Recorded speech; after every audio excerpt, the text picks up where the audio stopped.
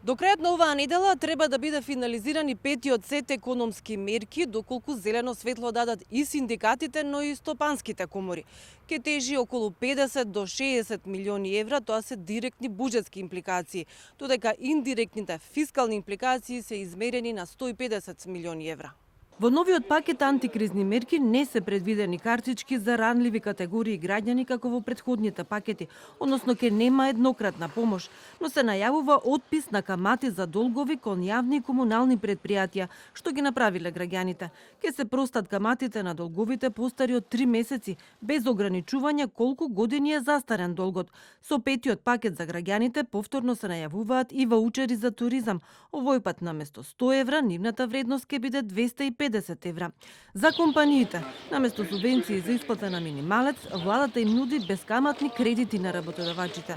Па ја бројот на компании на кои што им е потребна помош, на кои што може да го исполнат условот, да има 30% пат и ако ја видиме просечната исплатена плата за вработен во април и вработен во декември, во април е 14.500, во декември е 15.800 и нешто. За новиот антикризен пакет се зголемуваат индустриите што бараат помош. Угостителството, транспортот, туризмот, тутунарите и медиумите ќе бидат во фокусот. Помош бараат и занаетчиите. Финансиска поддршка, намалување на персоналецот, но и измени на законот за ДДВ. Повеќе занаетчиски дејности да влезат во намалување на стапката на ДДВ од 18 на 5% или да се покачи границата за влез на ДДВ од 2 на 3 милиони, бидејќи на тој начин голем дел од занаетчиите ќе излезат од ДДВ обврзници, а особено ДДВ-то е проблем на услужните занаетчиски дејности кои што не можат да вршат поврат на ДДВ, туку само го плаќаат ДДВ-то.